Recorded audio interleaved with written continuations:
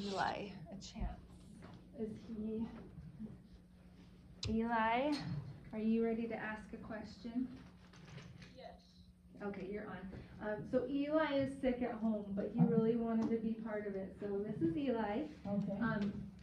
Ask the question and I'll relay it if we can't hear you well enough. Okay. What is the most important thing you learned during the war? What is the most important thing you learned during the war?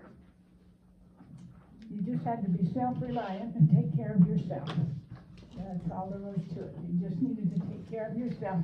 And I found it was better when I moved away from my family because they didn't know what to do with you. The person like that. So that's when I moved from Northern California to Berkeley, California. And my degree had nursery school education, and my one instructor lived in Berkeley, and she helped me find this place in the nursery schools where I taught. So self-reliance is Yes. the biggest thing you learned during Yes. that time. Very definitely. Mm-hmm. Did you catch that? You have a follow-up to that, or is that okay? It's good. All right. Okay. Adam. What was your typical day-to-day life during the war?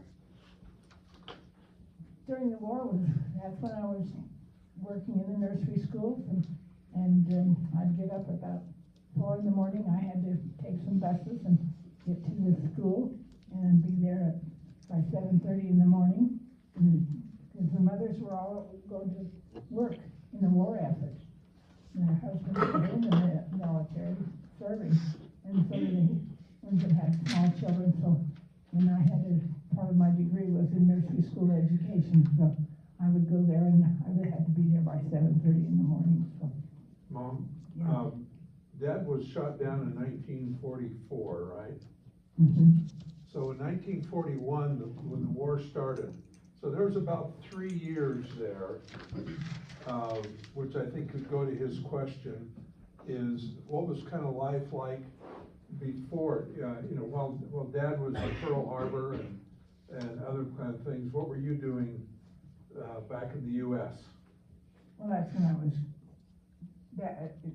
teaching. No, that was 1944 when Dad was shot down. So 3 years before that, okay, well, you and Dad weren't even married yet, quite yet. Yeah. So kind of what was life like for you? It was good. Yeah, when I lived at home, before going to college and everything. No, my father made good money. He was a plastering contractor. He had learned that in Southern California, and so he made good money. And during the Depression, the people that had money, it was to their advantage because they could get good workers. And people worked at that time. They worked 6 days a week, 10 to 12-hour days.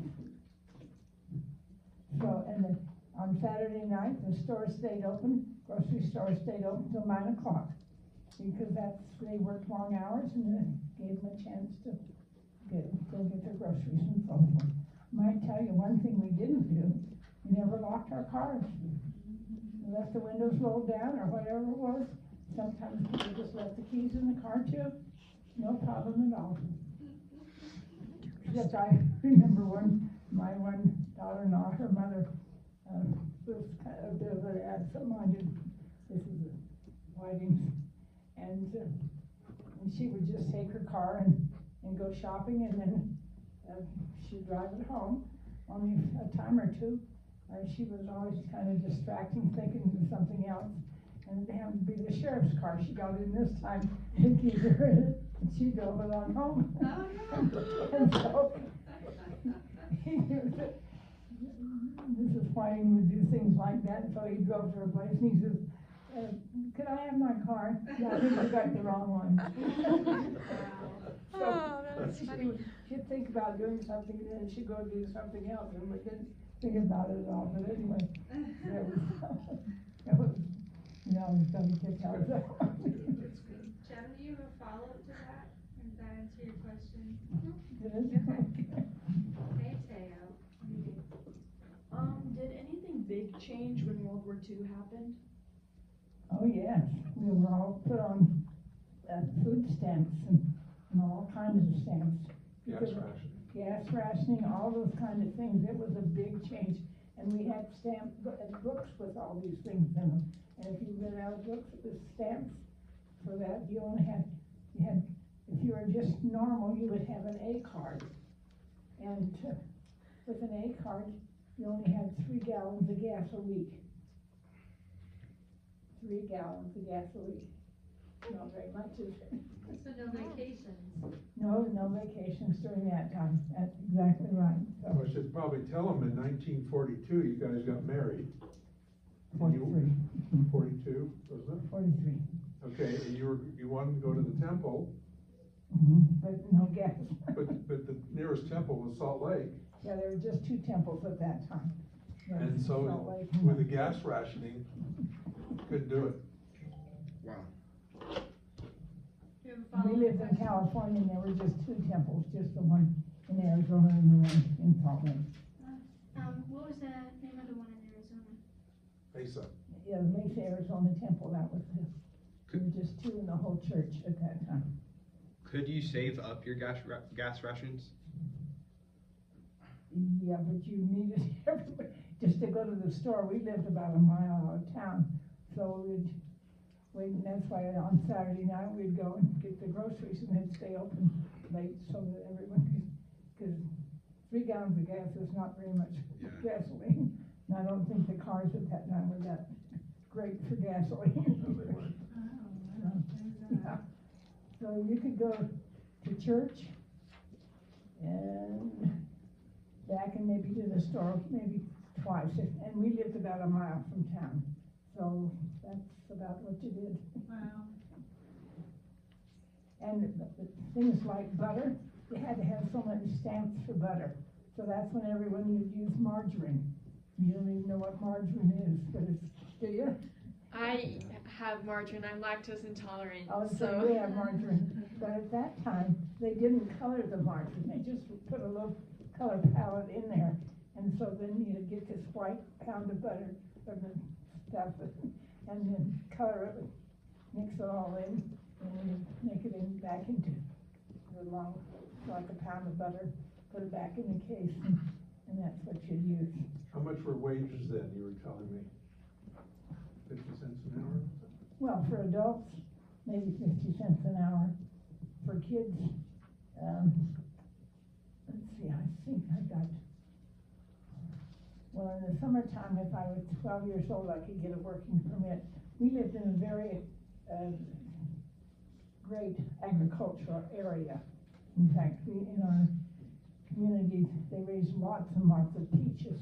And they had Libby McNeil, Libby Peach Cannery there. It's the biggest peach cannery in the world.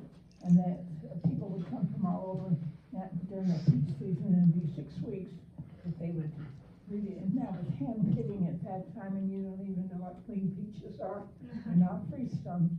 You had rim around the edge of the middle of the peach, and open it up with a pitter that you put in and turn it, and take the stone out, and then they would go through a lye bath that would take off the skin, and then it was rinsed and so forth, and then they worked in the cannery, and then the peaches would be all fresh and nice, and then there were those that put them in the cans, and then they were How much you get paid?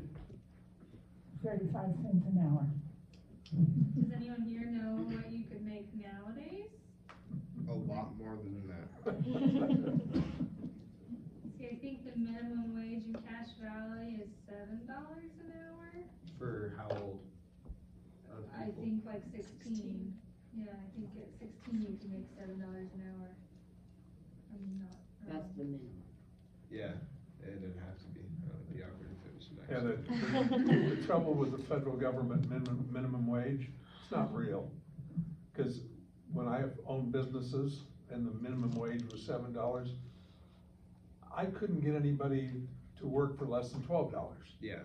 So the minimum wage was 12, really. No one pays the minimum wage. No, but no one will work for the minimum wage. So, yeah. Okay, William, you're up. Do you remember seeing people wearing this kind of hat? Put it on. Yeah, people wore hats, and because it was cold, and they didn't have as much heating system. Is this hat still worn? Like specific style. Yeah, it could have been. Mhm. Bowler? Yeah, Bowler. yeah, they had all kinds in the summertime, they wore straw hats. The men wore the straw hats, you've seen them in the movies, maybe. I think only the millionaire guys wore the bowler hats. You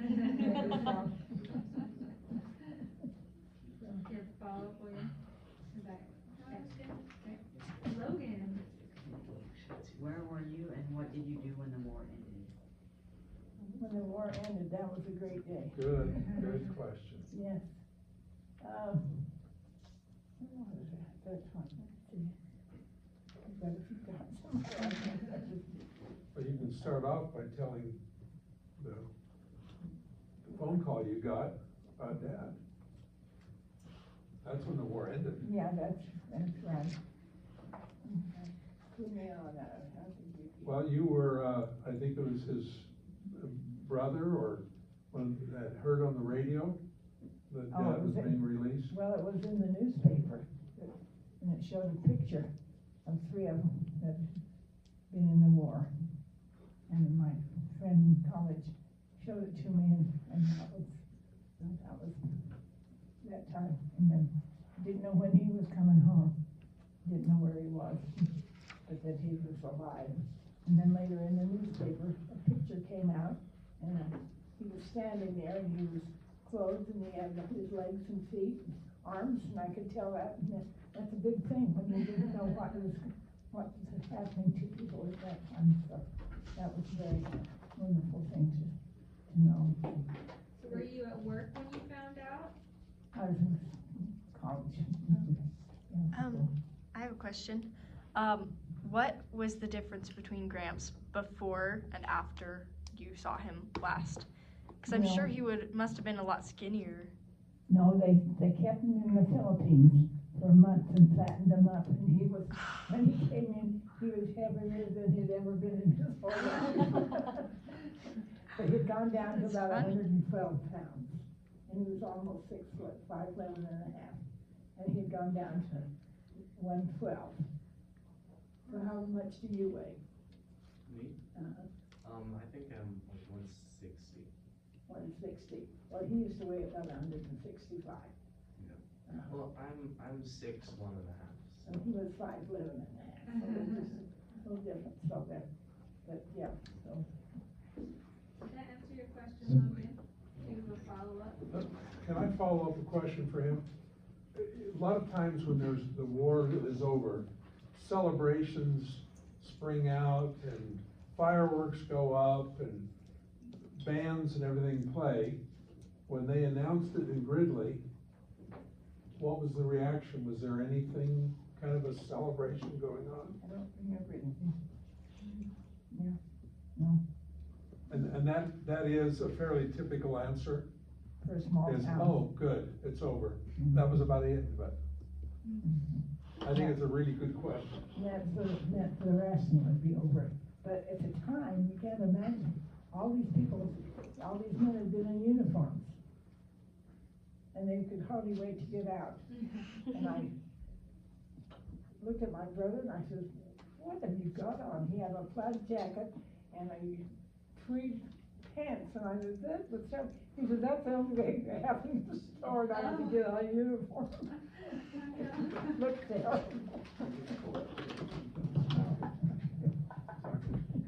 Alright, Gabe, you're up. What was some differences before and after the war? Before and after, well, everyone was happier, that's for sure. And, but at the time, all these fellows that had been in the service wanted to get married. They had girlfriends and there was nobody, they were in the service and they couldn't get married because they weren't in the area. And so then there was a housing shortage. And people were living in everything, even chicken coops could be rented. The hotels were completely full all the time. Everything. There just wasn't any place, because there had been no building during that whole period of the war. And so you can see the people the fellows coming home wanting to get married, no place to live. We had our home was a nice, lovely home, and we had, my older brother got married, and so he brought his wife home. My husband was there, and so, anyway, there were 4 families, and my sister and her husband was there, all living at our house with my mother. My father passed away during that time, so, yeah, you just each had a room. That was it, so. I think William had a follow-up. Okay. So it was happier after the war Oh, yes, much happier. than before the war. Mhm. Interesting. Even though nobody had houses. Yeah, Everyone was happier. After your husband was shot down, what was your motivation to keep going? Well, Good question. I don't know, you know what a patriarchal blessing is. Maybe some of you do. One that you received in the church. Here it is. And in it, it said I would have a family and some children. And that was the last sentence in there. If I lived righteously And married, in the temple. you said, but married to a righteous man. To a righteous man, that was what it was. Yes, and so I thought, well, I think so, yeah. And you knew that he was righteous. Yeah, But you didn't have any children yet. Didn't have The any. patriarchal blessing said you're going to have it. And so when they told her that Gramps had been killed in the war, what was your reaction? no missing in action. Well, yeah, presumed dead was also part of it Yeah. there. But what was your reaction? No, that's what kept me going. Mhm. Because I thought he was a very good man. Worked hard at his job and an adult. Very smart, very bright. And that's part of why you needed to move away, right? Because your family told you to move on? Well, they didn't know what to do with you. Oh, okay. I mean, you can't have them just say, I'm sorry for you every day, or something like that. So it's better for me to just move away, so that I didn't have to answer questions, and they didn't have to wonder what to do with me. It was an awkward situation. Were you able to be sealed in the temple before he was missing? Oh, no, we only had 3 gallons of gas, and we So lived it in wasn't California. after There the were war? just 2 temples at that time, just the Salt Lake Temple and the one in Mesa, Arizona. We lived in California, and if you only had 3 gallons of gas a week, you could not get there, so. So what year did you get sealed? Just as soon as we got home, we came home, and we went to the Salt Lake, and we filled in the Salt Lake Temple.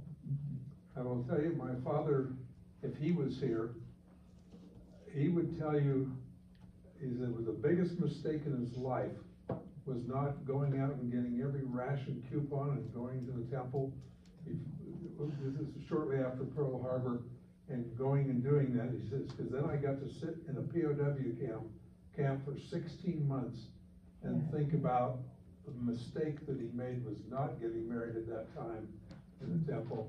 And so he let all his sons know, don't make that mistake. And we have 5 sons. Where were you living when World War II happened? And what? Where were you living when World War II happened? In California, in Greeley, California. Mhm. Tell them where, Is that Northern California? Northern California. Near Yours. Sacramento, Huh? near Sacramento, California, which is the capital of California. In Sacramento, we were 75 miles from there. north, Yeah, no. Were there times when it seemed like the U.S. was going to lose the war? No, I didn't feel that way. Mhm. No, I didn't ever feel that way. We had good men. Mhm. I think they were, and when they came back, they all wanted to go back and finish their college. And the colleges were having a terrible time. Everything was going in there, and they were getting married, and there were no homes built. And so building homes and going to college was a big, big priority. And that's what the building industry was great at that time, because there hadn't been any building clothing and so forth. couldn't find any clothes to wear, because they all got out of uniform and wanted the civilian clothes. And I looked at my brother at one time, I never forget to see, I thought, that's a terrible conversation.